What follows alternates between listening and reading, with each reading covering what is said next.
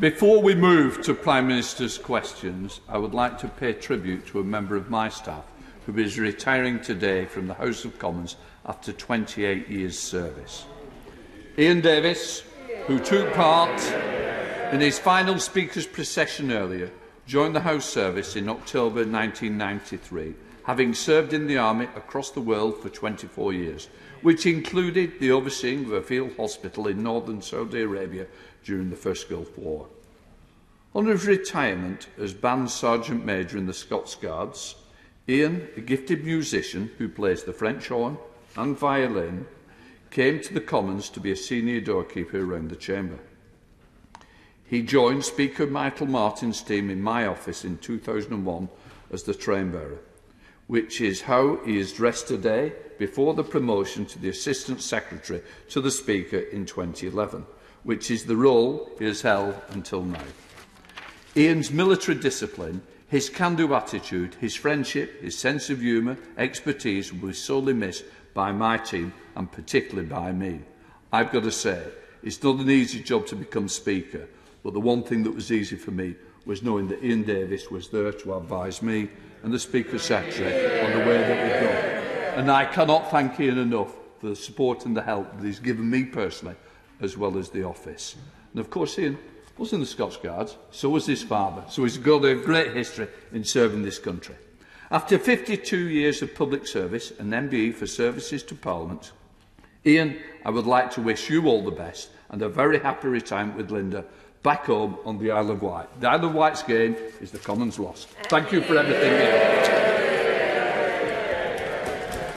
Well done. Thanks, Ian.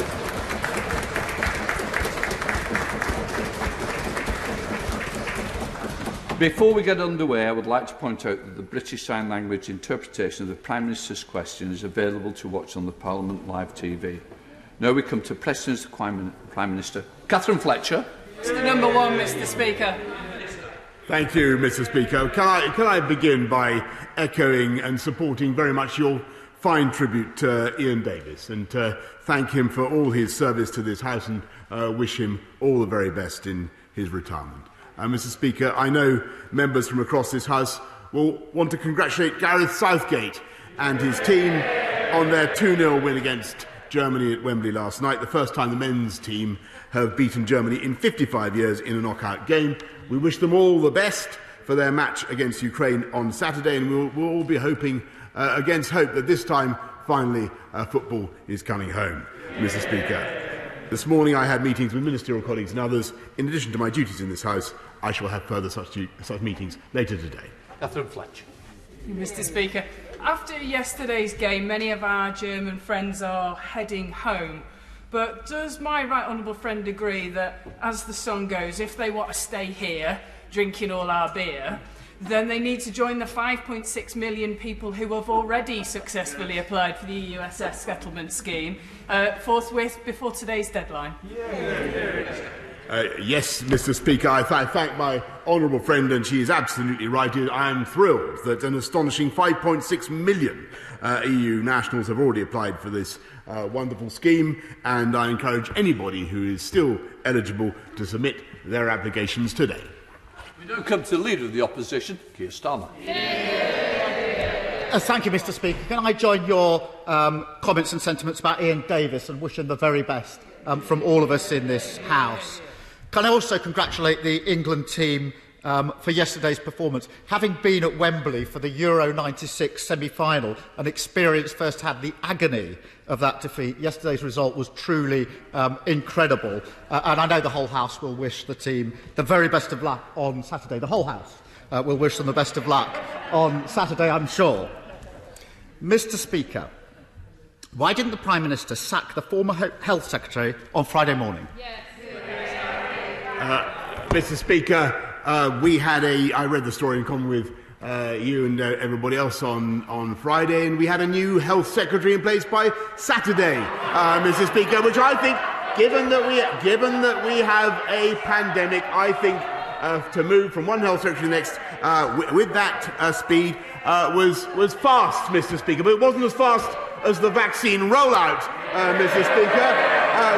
which is now gone so fast that we've done in this week half of the under 30s, Mr. Speaker, have now had their first jab, and that is speed. Keir Starmer.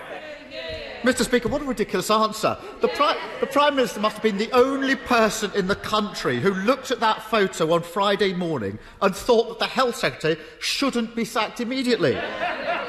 On Friday, the Prime Minister's spokesperson said, quote, "The Prime Minister considers the matter closed." Minister after minister were then sent out to defend the indefensible. It was briefed that the Prime Minister was quite happy for the Health Secretary to stay in his post.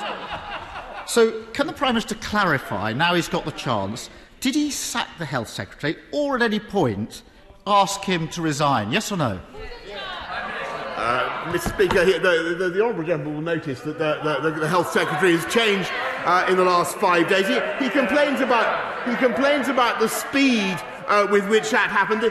This government moved at positively lightning speed by comparison to the Right Honourable Gentleman opposite, who spent 3 days trying and failing to sack his deputy leader, Mr. Speaker, who he then promoted, Mr. Speaker. He fires and rehires. Mr. Speaker, the deputy leader is sitting beside me. The former health secretary has done a runner. Mr. Speaker, on Friday, the Prime Minister said the case was closed.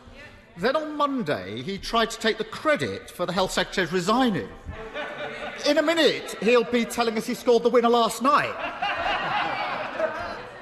But let me press the Prime Minister a bit more on this. The person the Health Secretary was in a relationship with was his non-executive director. Let me remind the House, according to the government's own guidance, one of the roles of a non-executive director is to challenge the Secretary of State and the department, to challenge them. And they receive taxpayers' money for doing so. So from the offset, it was blindingly obvious that there was a conflict of interest here and a whole host of unanswered questions. Why on earth did the Prime Minister judge that this matter was closed on Friday morning? Mr. Speaker, I hesitate to accuse the Right Honourable Gentleman of repeating his question. I observe that the non-executive director in question is also no longer with the department. And what the continuity, Mr. Speaker, is that department is getting on with the fastest vaccine rollout of any European country. And I'm proud to tell this House that this week, I can tell you what's happened just in the last few days. This country has actually overtaken Israel in the proportion of people we have vaccinated, Mr. Speaker. And I think he might pay tribute to the Health Department for that achievement. Yes, Starmer. So, Mr. Speaker, let me get this right. The Prime Minister was happy to keep a Health Secretary in place during the pandemic who he not only thought was absolutely hopeless, but he also knew had broken the rules and was in a relationship with somebody he was employing at taxpayers' expense. It doesn't sound like case closed to me. And I know the Prime Minister is keen to sweep this under the carpet. But let me tell the Prime Minister why this matters. Millions of people made huge and very difficult sacrifices to follow the rules that his Health Secretary had introduced. Prime Minister, take the case of Ollie Beebe. I'm sorry, you might want to listen. Ollie died of leukaemia on the 5th of May, the day before the photo of the former Health Secretary was taken. Ollie died, like so many other people in this pandemic, with his family and friends unable to spend time with him. When he was in hospital, he begged to see his family. But following the rules, only one member of his family was allowed to see him. His mum said, "I'm livid. We did everything we were told to do. And the man who made the rules didn't. How can that be right?" So I asked the Prime Minister again, how could he possibly think this matter was closed on Friday morning? Mr. Speaker, we all share the grief and the pain of Ollie and his family and millions of people up and down the country who have endured the privations that this country has been through in order to get the coronavirus pandemic under control. And that is why we had a change of Health Secretary the day after the story appeared, Mr. Speaker. And that is why, actually, what we are doing as a government, instead of focusing on stuff going on within the Westminster bubble, we are focusing on rolling out that vaccine, those vaccines at a rate that will make sure that people like Ollie and his family do not have to suffer in the future. And I'm proud to say, as a result of the efforts made by the NHS, by the Department of Health, by July the 19th, we will have vaccinated everybody. Every adult over 18 will have received one jab, and everybody over 40 will have received 2 jabs, Mr. Speaker. That is the priority of this government, and quite right too. Keir Starmer. Mr. Speaker, I can hardly think that the Prime Minister thinks it's appropriate, in response to a question about Ollie, to suggest that this is, in his words, the Westminster bubble. The Westminster bubble, in answer to that question, Prime Minister? Before Prime Minister's questions this morning, I spoke to Ollie's mum about the awful circumstances that she and her family have been through. She told me, Prime Minister, that every day she watched the press conferences, every day they were on, and she hung on to every word that government ministers said, so that she would know what her family could and couldn't do. Yeah. And then they followed the rules. Yeah. This is not the Westminster bubble. Yeah. She told me that for her and her family, this case isn't closed. Yeah. And she speaks for millions of people. Yeah. Ask the Prime Minister to withdraw that when he gets up. Yeah. Withdraw that when he gets up. It's the wrong response to Ollie's case. I can't help concluding that the Prime Minister didn't ask relevant questions on Friday morning, either because he didn't want to know the answers, or because he knows full well there's more to come out. Yes. Well, then, he says nonsense. So I asked the Prime Minister, in response to his muttered nonsense, when he declared the case closed on Friday morning, had he asked the Health Secretary if he'd broken any other rules? Yes or no?